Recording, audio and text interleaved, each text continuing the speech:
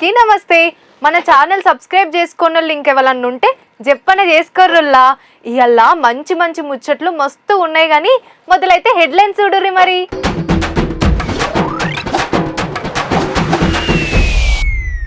జూలైల సుతలేవట ఆనలు, రైతులకు తప్పనట్టే తిప్పలు. యూరప్ దేశాలు చాలా డెలికేట్, మన తాను ఎంత గర్మున్నా మస్తు లైట్. యాదాద్రికి కొత్త పాలక మండలి, రువ్వడు ఎట్లుంటదో చూడాలి. చెరువు కట్టల పొంట గంజాయి బ్యాచ్, పోలీసులు పట్టుకుంటుర్రు డ్రోన్లతోని క్యాచ్.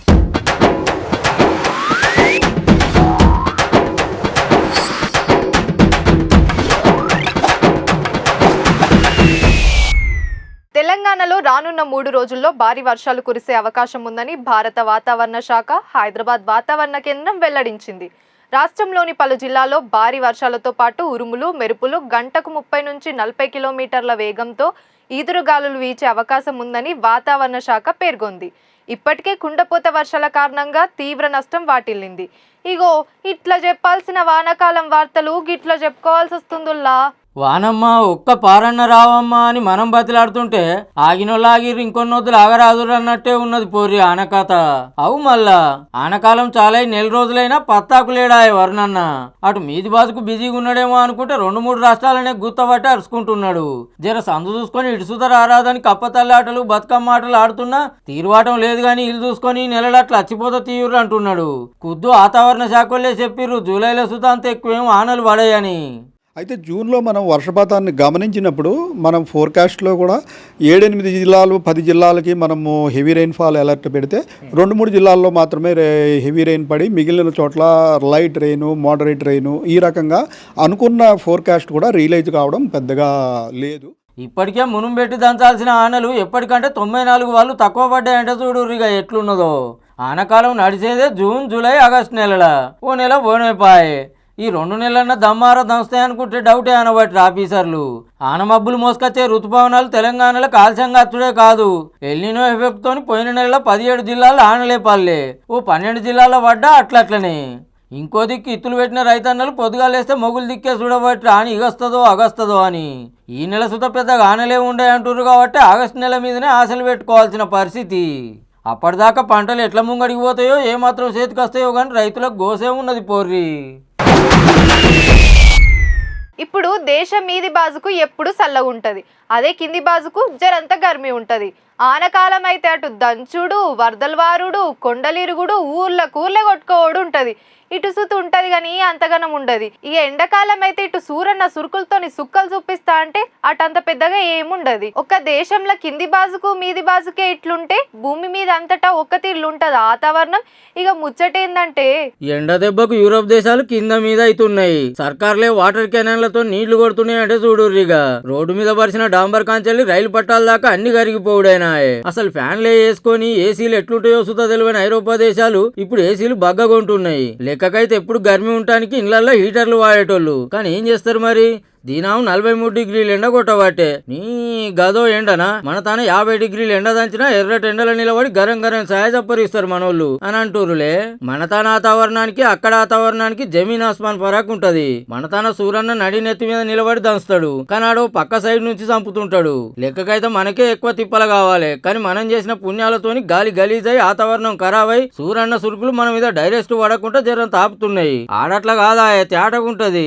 మళ్ళాడ 15 నుంచి 17 గంటలు పగటి పూటే ఉంటది. ఈగేముంది, ఇరాం లేకుండా ఎండ దాచే వరకు ఇండ్లు రోడ్లు వస్తువులన్నీ సూరన్న గర్మిని గుంజుకొని సాగుతుంటాయి. మనకు సూరన్నకు జనంత దూరం ఎక్కువ ఉంటది, ఐరోపాకు తక్కువ దూరం ఉంటది. అట్లా కొంత తిప్పలే.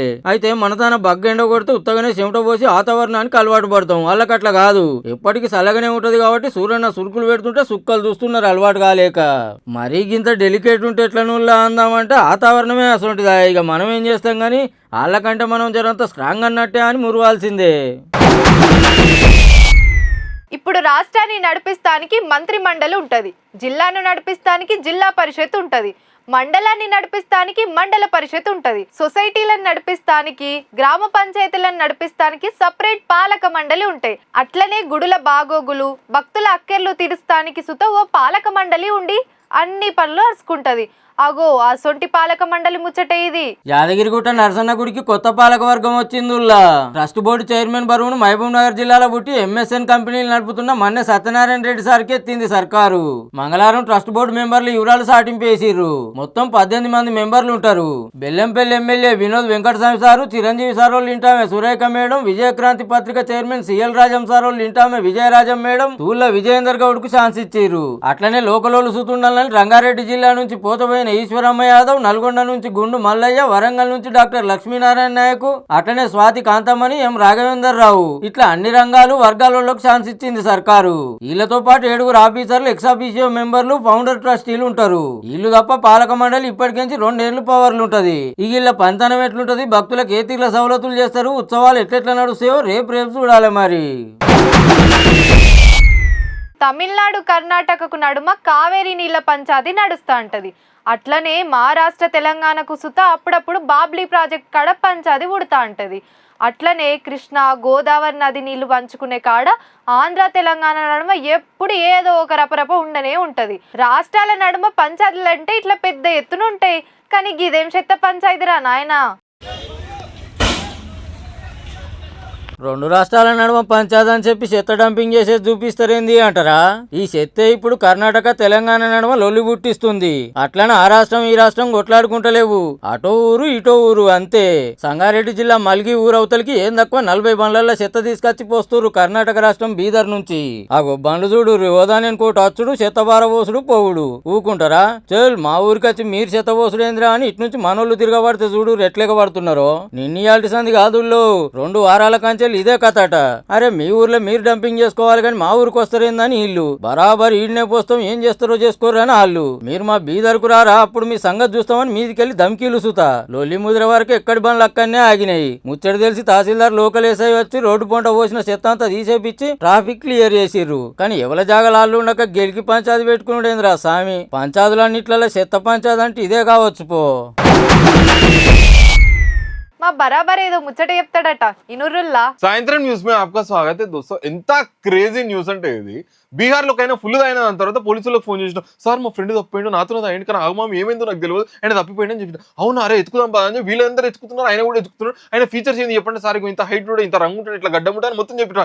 తీరా వస్తే ఈయన గురించి చెప్పినాడు. అరే మనం ఎవరి గురించి ఎత్తుకుతున్నామంటే, సార్ నా గురించి అన్నట. ఒరే ఆయన ఫుల్ తాగి ఆయన గురించే ఆయన ఎత్తుకుతున్నట్ట పోలీసు వాళ్ళతో గురించి. ఎట్లరా ఇట్లా? అప్పుడప్పుడు నాకు గుర్తొస్తుంది, నా ఫోన్ టార్చర్ చేసి నేను నా ఫోన్ ఎత్తుకుంటా, అది గుర్తొచ్చింది నాకు. బీహార్ అంటే బ్యూటిఫుల్, బ్యూటిఫుల్ అంటే బీహార్. ఇప్పుడు హోటల్ కు పోయి నాస్టా చేస్తారు, రెస్టారెంట్ కు పోయి బిర్యానీ గుమ్ముతారు, మైదానానికి పోయి ఆడుకుంటారు, బారుకు పోయి బీర తాగుతారు, వైన్స్ కు పోయి మందు గుంజుతారు, కేఫ్ కు పోయి షాయ్ సప్పరిస్తారు. అట్లనే సిగరెట్స్ తో ఊది పడేస్తారు అనుకోర్రి. అదేరే ముచ్చట. ఇక చెరువు కట్టకైతే బట్టలు విండటానికి కొందరు, ఈత కొడటానికి కొందరు, చేపల షికారికి కొందరు పోతారు. కానీ గిల్లు పోయి ఏ ముద్దరికం చేస్తురో చూడుర్రి. పట్నం సరూర్ నగర్ చెరువు కట్టకాడికి పోయి ఆటో ఆపుకొని ముద్దుగా బీరు తాగుతున్నారు అన్నలు.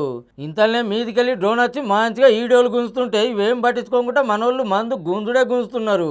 దూరంకెళ్ళే నాసుబెట్టి చూసిన పోలీసులు ఎమ్మటే ఆడికి పోయిర్రు. ఏందిరయ్యా ఏం చేస్తారు, పట్ట వగటిలి మిట్ట మధ్యాహ్నం చెరువు కట్టకు కూకొని సుక్కేస్తున్నారా, బడివెళ్ళారా అని ఆటోలకించి దించి ఉత్త మందే తాగుతున్నారా, ఇంకేమన్నా కథలు పడుతున్నారా అని చెకింగ్ చేస్తే గంజాయి గుప్పు అన్నదట. ఎమ్మటే పట్టుకొని స్టేషన్ కు తీసుకుపోయిరు. పట్నం మల్కాజ్గిరి కమిషనరేట్ లో ఉత్తముల పని పడటానికి డ్రోన్ లాడ్కం చేస్తున్నారు పోలీసులు. ఇసొంటి కథలు పడితే ఎవరు నిడిచిపెట్టే ముచ్చటే లేదు, ఎవరు చూస్తలేరా అని ఏసాలు వేస్తున్నా అంటే పక్కా లోపడేసుడే అంటారు పోలీసులు. చెయ్యాల్సిందే, జనంత మర్యాదలతో గట్టిగా చేయరు సార్లు. ఏమున్నా గంజాయి గుంజుడు, అచ్చిపోయేటోళ్లతో అడ్డమైన పంచాదులు పెట్టుకున్నాడు, ఏమన్నంటే రచ్చ చేసుడు. రందారావు సా బడివేగాళ్లకు. కొన్ని ఇళ్లల్లో ఆలు మొగల నడుమ పంచాయతీలు అవుతుంటాయి, ఇంకొన్ని ఇళ్లల్లో అత్త కోడలకు పడి రాదు, లేదంటే ఆడబిడ్డలతోని పోరుంటది. ఇట్లా చాలా తిళ్ళు లొల్లులు అవుతుంటాయి. ఏదేమున్నా పెద్ద మనుషులకు పిలిపించి మాట్లాడుకుంటారు, లేదంటే సీదా పోలీస్ స్టేషన్కి పోతారు. కానీ ఓ తానా ఓ ఉత్తమ కోడలు ఏం చేసిందంటే మేము చెప్పుడు ఎందుకు గానీ చూడుర్రి మీరే. తాళం మర్చిపోతే పలక కొడతలేరు. కాకను కావాలనే అర్రలేసి తాళం పెట్టిపోయిందట వాళ్ళ కోడలు. మంగళవారం పొద్దుగాల తానం చేస్తానికి పోగానే ఇదే సందని తాళం పెట్టి కాక ఫోన్ చూతుండకుండా పట్టుకొని పోయిందట. కాక పేరు రంగారెడ్డి, వరంగల్ జిల్లా నర్సంపేట.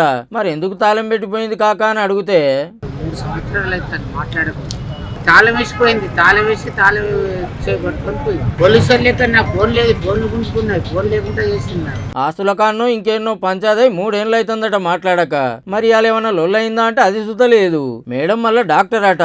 ఫోన్ సుత లేకపోయే వరకు కిటికీ అద్దాలు బలగొట్టి పక్క పంటోళ్ళని పిలిస్తే వాళ్ళు వచ్చి కాకోళ్ళ బావకు ఫోన్ చేస్తే ఆయన వచ్చిండు. ఇక పోలీసులకు ఫోన్ కొడితే వాళ్ళు సుత వచ్చినాక ఇట్లా తాళం బలగొట్టిర్రు. కానీ ఏదన్నా ఉంటే కూకొని మాట్లాడుకోవాలి, లేదంటే స్టేషన్ లో కంప్లైంట్ ఇవ్వాలి. అంతేగాని అరలేసి తాళం వేస్తే ఎట్లక్క?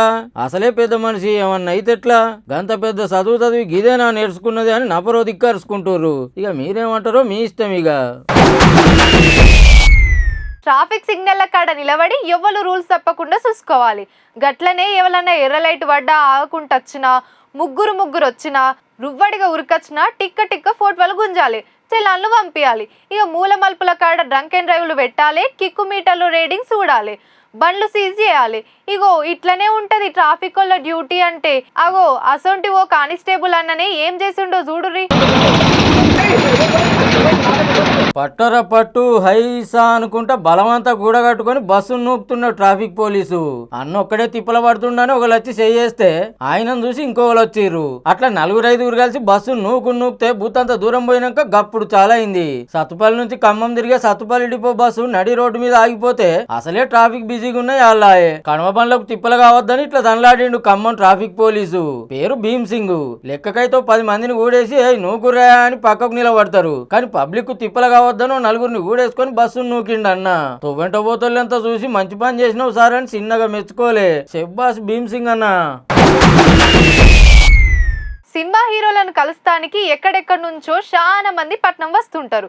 ఇక అభిమాన హీరో ఇంటి చుట్టూ తిరగంగా వాళ్ళు కలిస్తే కలుస్తుండొచ్చు. అట్లా కాకుండా నడక యాత్ర చేసుకుంటా వచ్చిర్రనో, సైకిల్ యాత్ర చేసుకుంటా కలిసిర్రనో బొచ్చడు మాటలు చూసినాం. ఇక కొందరు గుళ్ళు గోపురాలు చూస్తానికి సైకిల్ యాత్ర చేస్తుంటే దునియాను సుట్టేద్దామని దేశాల బాట పట్టినోళ్ళు సుత ఉన్నారు సైకిళ్ళ మీద.